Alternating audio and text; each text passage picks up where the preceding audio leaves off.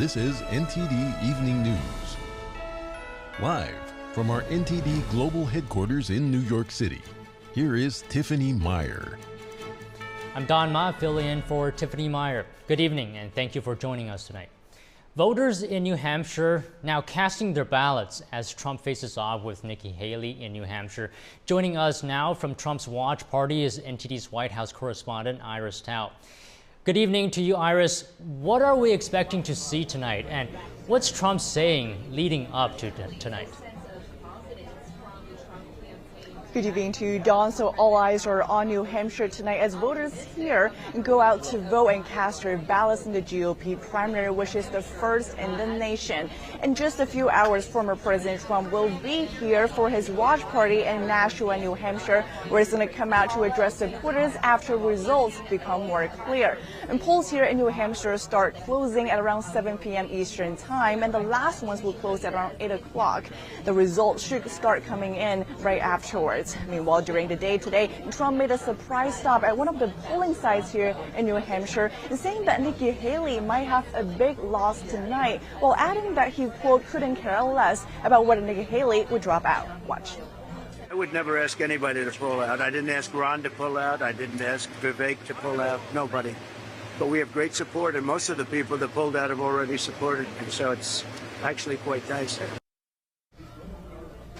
And that's in line with what President Trump told me last night before his rally, which is the last one before the Tuesday primary. He told me that it's up to Nikki Haley whether she's going to drop out. He also told me that he's expecting to win by big margins in tonight's race. Watch. Do you think it'll win by the same margin here? I think we're going to win by big margins, yeah. Forget about it. We just had a lot of polls come in the last hour, and you see what they are. They're very good. A big win and knockout. Trump is leading Nikki Haley by double digits in the latest poll here in New Hampshire. But New Hampshire is known for some surprise results, especially given its more moderate electorate. Actually, unlike in Iowa, independent and undeclared voters can all vote in this state's GOP primary, and even Trump today said that will be a wild card. Meanwhile, Nikki Haley today pushing back against the prediction that she's going to drop out, and also saying this about her goal for tonight. Watch. I don't do what he tells me to do. I've never done what he tells me to do. Look, I mean, I think I've always said we'll know strong when the numbers come in. What I've always had in my mind is I want to be stronger than Iowa. And just moments ago, CNN released its exit poll of today's primary, which shows a rather closely divided electorate here between Republicans and moderate and undeclared voters. According to the poll, about 2/3 of primary voters say they are conservative, about 1/4 say they are very conservative, and about 1/3 say they are moderates. And back to you, Don. All right, thanks for that update from New Hampshire, Iris. As voters across New Hampshire now head to the polls, who will be the ultimate winner for the White House? NTD spoke with residents of the heavily independent state to find out what issues matter to them the most and which candidate has their support. For more than a century, New Hampshire has been holding the nation's first election primary. With independents making up more than 40% of the voters, the Granite State is a pivotal stop for every presidential campaign. Some voters this year believe former UN Ambassador Nikki Haley is a viable option. I hope Nikki wins, but that will take an act of God, which that's happened before. I mean, she's more moderate, which I appreciate. She's younger, which I appreciate. And she's new. Watching the debates, she seemed to be the only one who had actual plans, not just random ideas. Haley's campaign was off to a good start in New Hampshire. She secured all 6 votes in a small township called Dixville Notch. But challenges are still ahead as she faces former President Trump, who leads her by a significant margin in the state, according to a recent Boston Globe poll.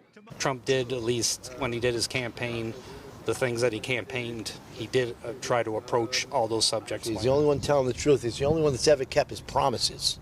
Maybe he didn't keep all of them, but he kept most of them. Most politicians just get up there to lie. So I'm a Trump fan, and to the end. Haley has vowed to stay in the race regardless of how well she does in New Hampshire. Meanwhile, President Biden is not on the state's ballot. That's as the DNC set a new schedule this year and plans to kick off its first primary in South Carolina instead. I wish that the Democratic National Committee hadn't made the choice that they made, but New Hampshire's law is New Hampshire's law. Didn't like it. Didn't like it at all. Felt disrespected. That's a big mistake on his part. But, I mean, who's going to run against Joe? I think it's unfortunate. I think he should have been. But, choices were made. Sam Wong, NTD News. And make sure you don't miss our special coverage of the New Hampshire primary coming up tonight. Join Steve Lance and Tiffany Meyer for another exciting election night on The Nation Decides 2024. Exclusive on-the-ground access and special guests. Watch the action live tonight at 8 p.m. Eastern Time. Moving now on to the Middle East, Israel experiences its deadliest day in the war with Hamas, a record number of soldiers killed in combat. But Prime Minister Benjamin Netanyahu says Israel will not stop fighting until it achieves absolute victory. NTD's Virginia Gibson has the updates. Yesterday was one of the hardest days since the war broke out. We lost 24 of our best sons.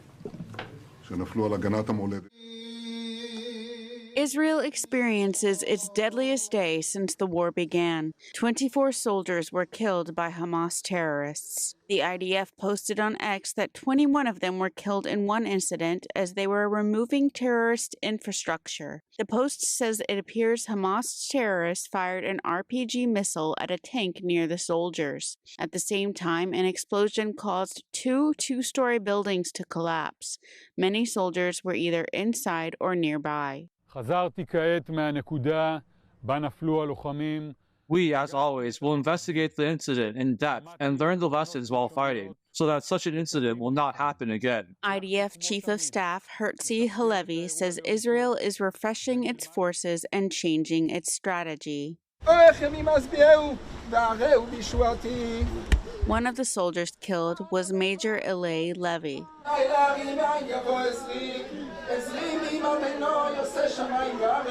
Levy's mother touches her son's coffin as it's lowered into the ground. Levy's father delivers words of encouragement. Let's show our enemies that we are strong, and even in such a difficult situation, we do not break.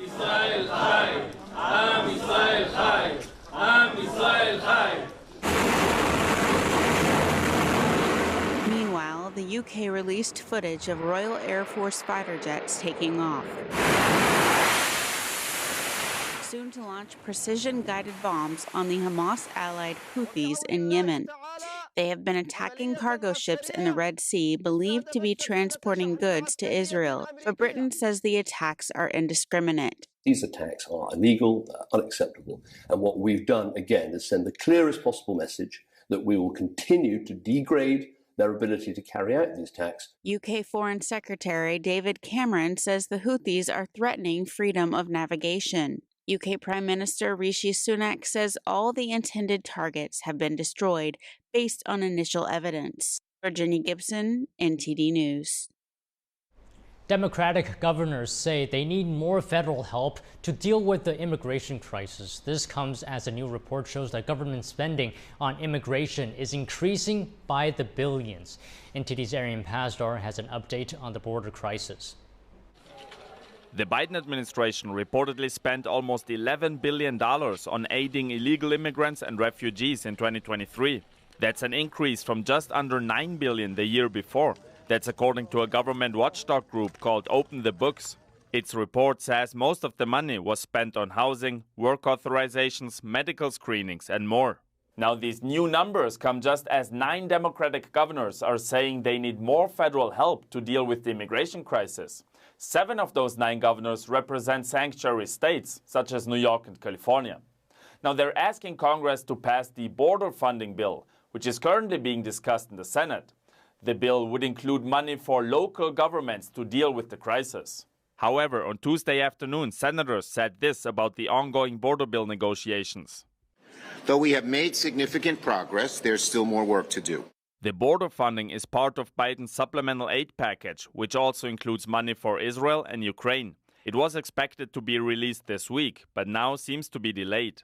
And lastly, the White House on Tuesday commenting on Monday's Supreme Court ruling. The High Court is allowing the Biden administration to remove Texas razor wire. A reporter asked why the Biden administration wants to remove the wire. The Border Patrol needed access, and that's why we sued to get rid of that razor wire, so that they could do their jobs. And you know what would also help them do their jobs, Peter? More Border Patrol agents. There's an idea. And if you go back to the supplemental request that we put in, there's money in there. But there is still another case pending at a federal court. It will ultimately decide if Texas can keep the razor wire or not. Arian Pastar, NTD News. Hunter Biden's business associates will be testifying before members of Congress later this week. It's part of the House impeachment inquiry into President Biden. On Thursday, Mervyn Yan will testify behind closed doors before the House Oversight and Judiciary Committees. He worked with Hunter Biden through Chinese energy companies CEFC and Hudson West 3. On Friday, Rob Walker will testify behind closed doors before both committees. Walker is known for working on a joint venture called Sino-Hawk Holdings. This was meant to partner up with CEFC. Both interviews will be transcribed. Yan's and Walker's depositions come before Hunter Biden's own closed-door testimony scheduled for February 28th. Lawyers representing Hunter Biden refused to answer specific questions about whether they paid some of his legal bills while representing him. A conservative legal group is raising concerns over the attorney's representation of the younger Biden, claiming that it could violate the rules of the California bar. In testimony before House committees last week, the lawyers representing Hunter Biden invoked attorney-client privilege 17 times during questioning. According to the transcript of the deposition, Hollywood lawyer Kevin Morris and his lawyer invoked the privilege when asked about the first son's finances and business dealings. Congressional investigators are trying to determine whether Hunter Biden used President Biden's influence to conduct business. Morris claimed that his legal representation of Hunter Biden was global and complete, and he argued that almost any detail of their relationship is off limits.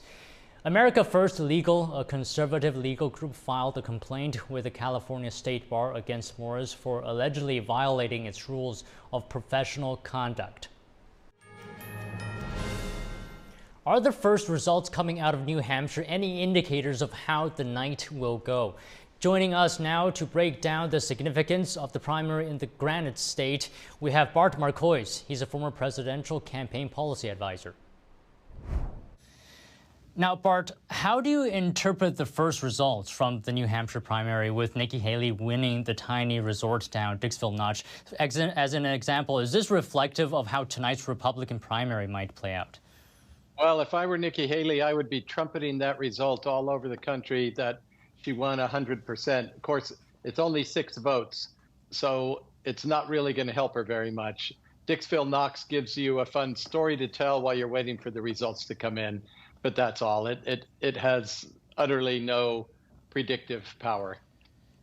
And as well, Trump says Haley isn't conservative enough to be the Republican nominee. Is this consistent with what we've seen with GOP voters and what they're looking for? And is that relevant to the New Hampshire primary, where independents actually make up a large share of voters?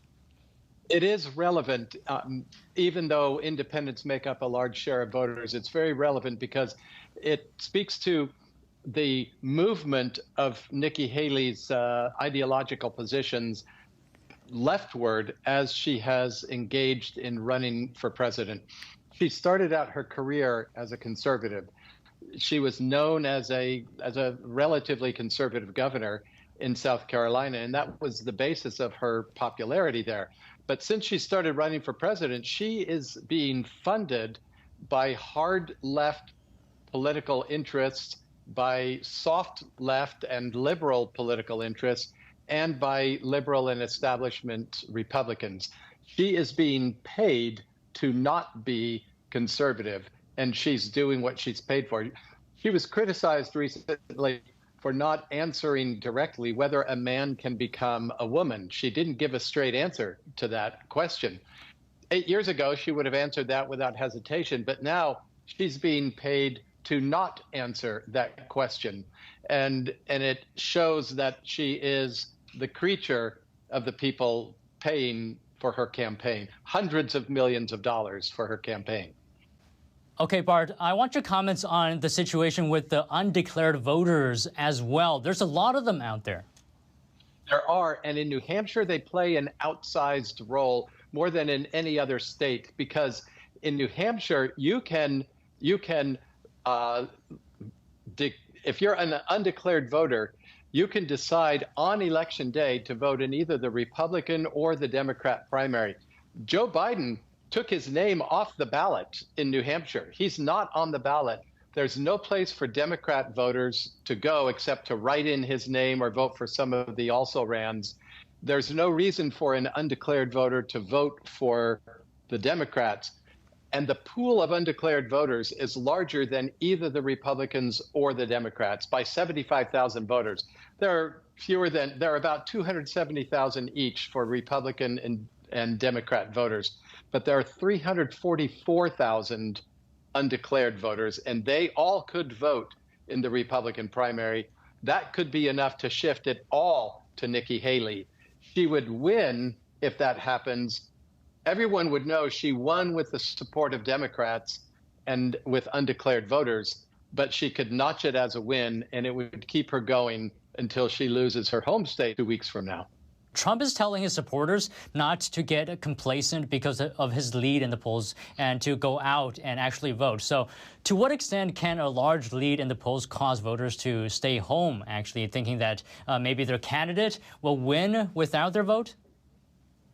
We see it all the time. They'll say, oh, he doesn't need my vote. It's cold, it's snowing, the weather's bad, I'm busy.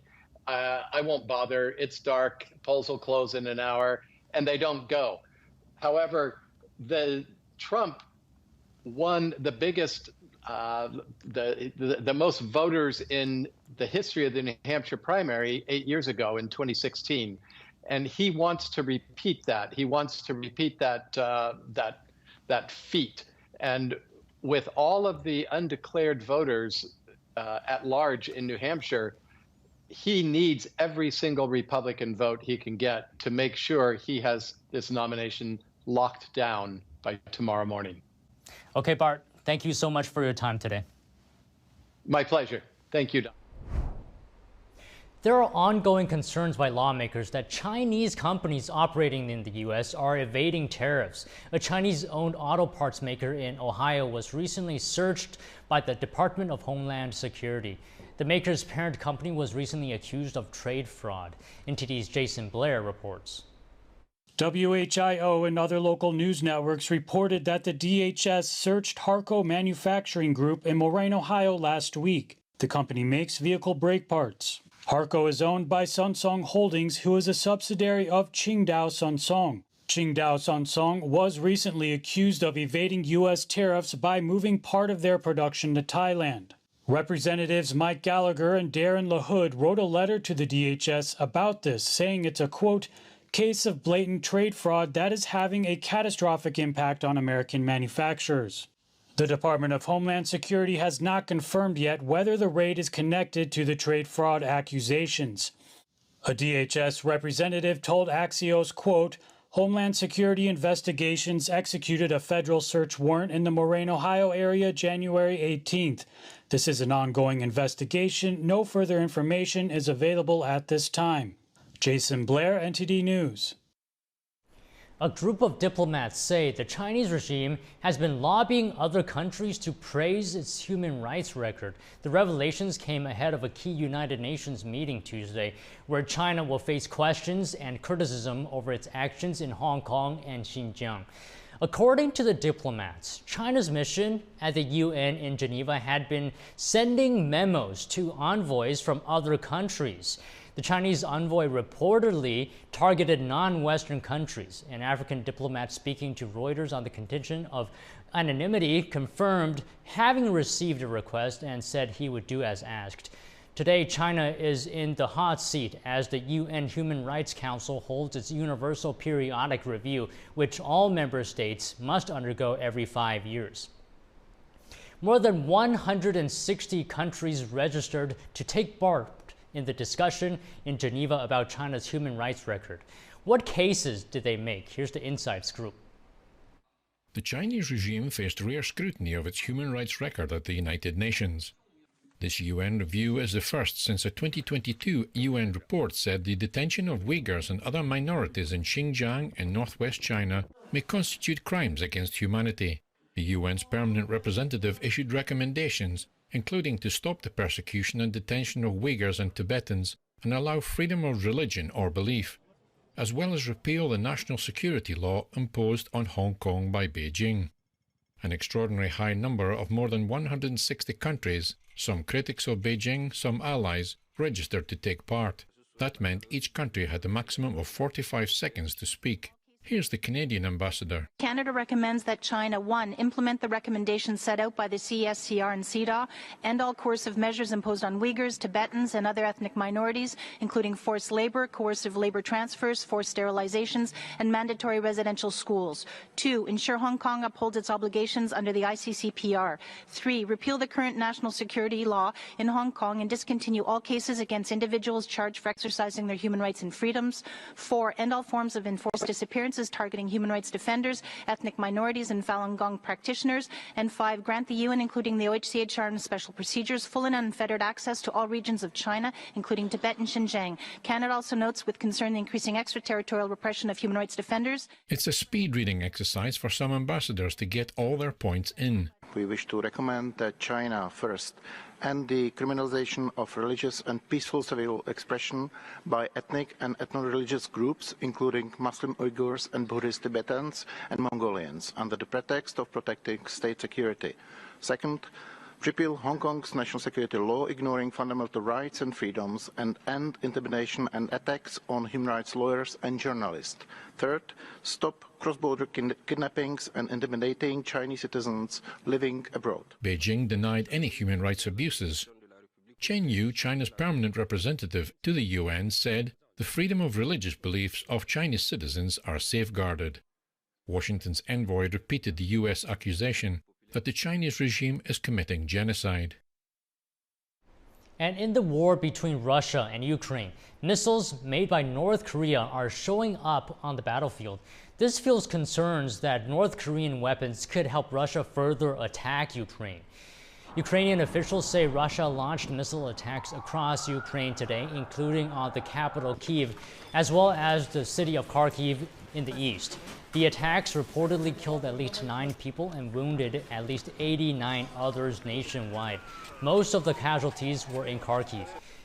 Officials also say the missiles hit several buildings across the country. Some of the damage occurred next to the United Nations office in Kyiv, according to a staff member there.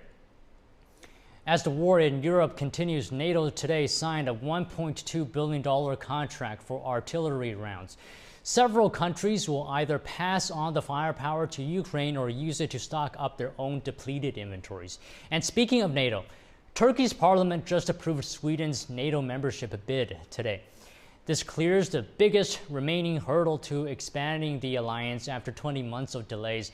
Now that Turkey's parliament has ratified the move, the country's president is expected to sign it into law within days.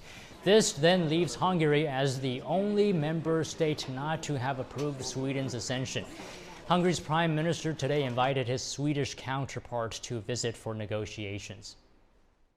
Democratic Congressman Dean Phillips is no longer planning to leave the race. On Tuesday, he said there is an immense need to keep this challenge going.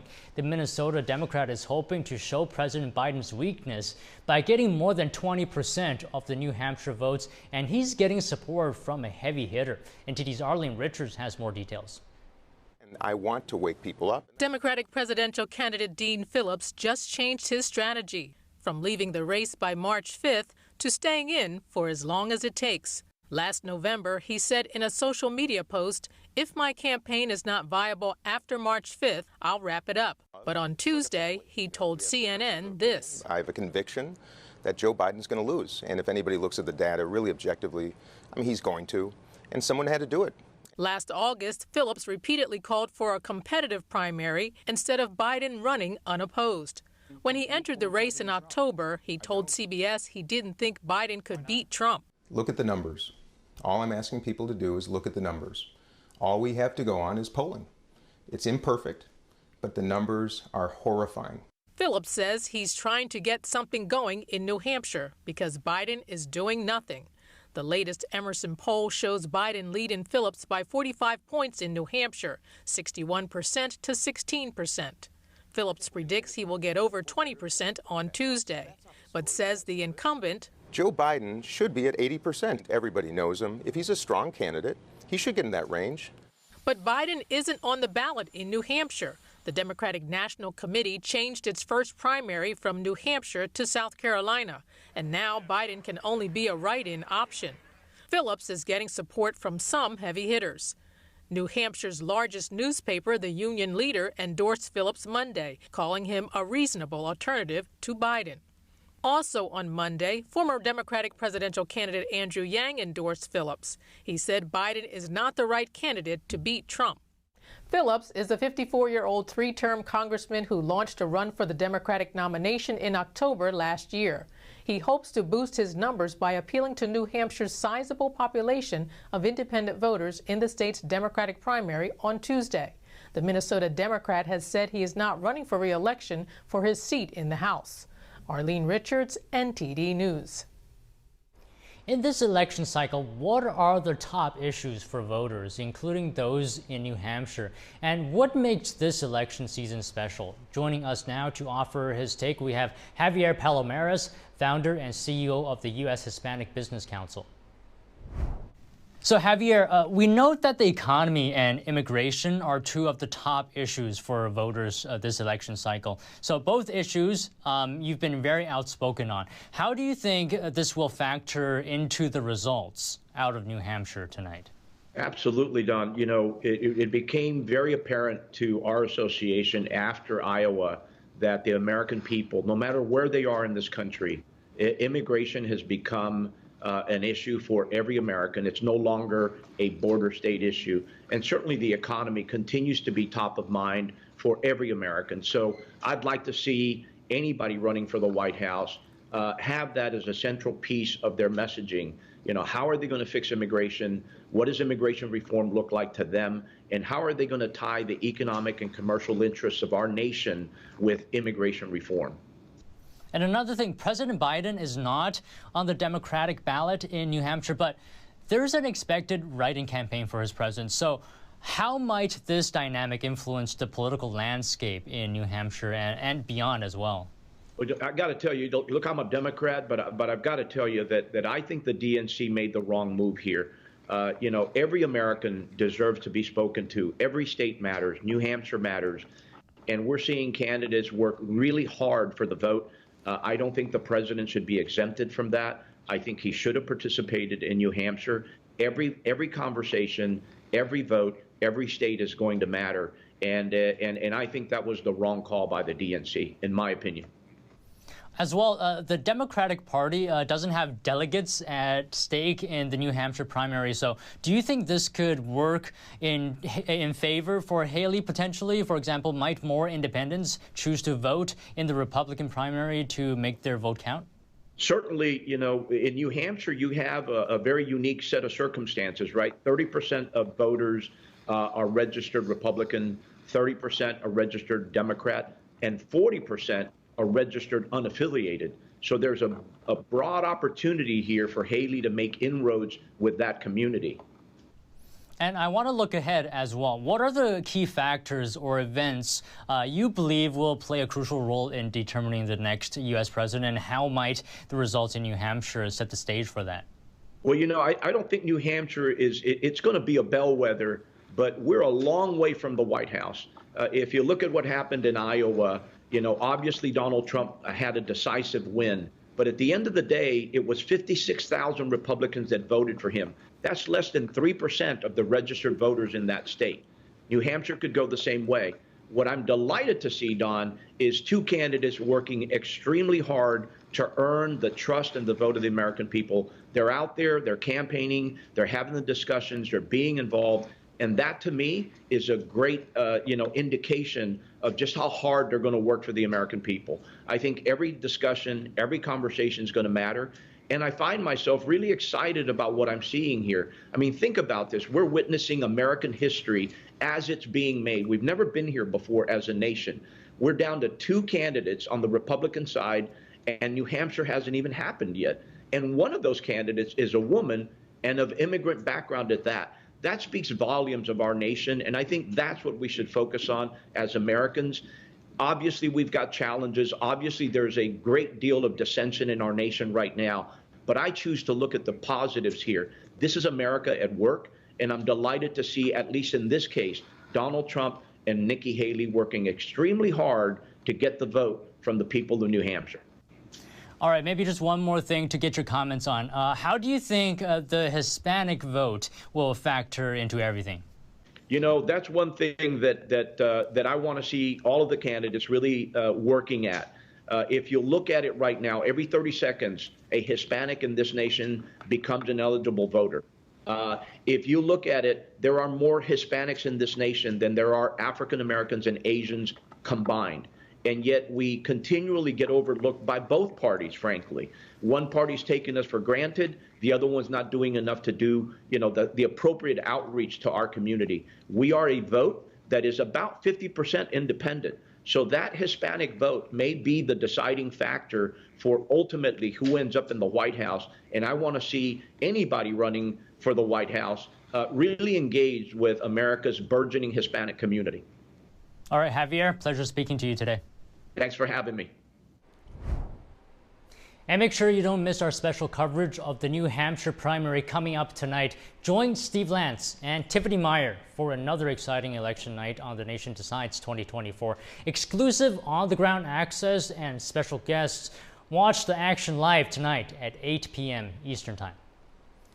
A group of thieves used a stolen government-owned vehicle to break into a Southern California clothing store.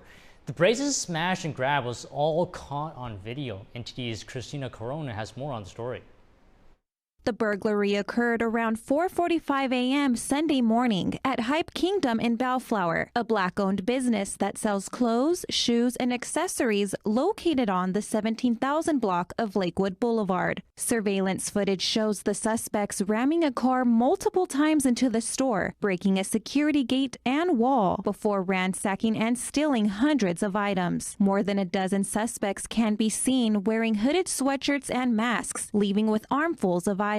Police confirm the suspects used a stolen government vehicle to ram into the storefront. The owner of the store estimated that more than 500 items were stolen, but the exact amount of merchandise is currently unknown. Authorities say several suspects are still at large. Christina Corona, NTD News, California.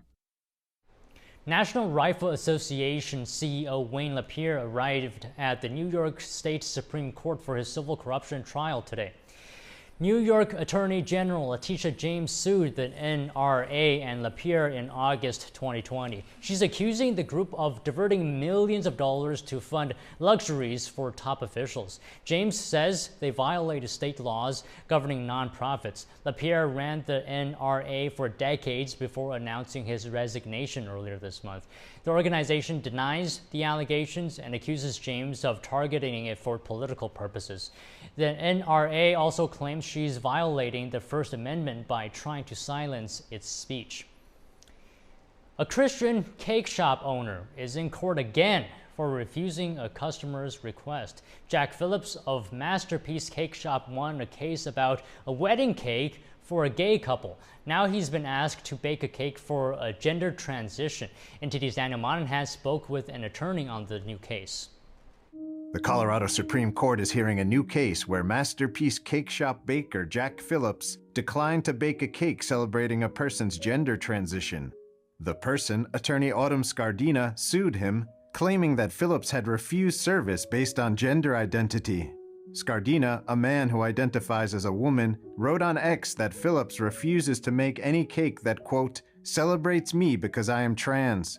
Telios law attorney Teresa Sidebotham says Jack Phillips has no problem doing business with anyone and would never refuse to serve someone based on their race, religion, or lifestyle. The problem, according to Sidebotham, is when he is asked to expressly design something to convey a point of view.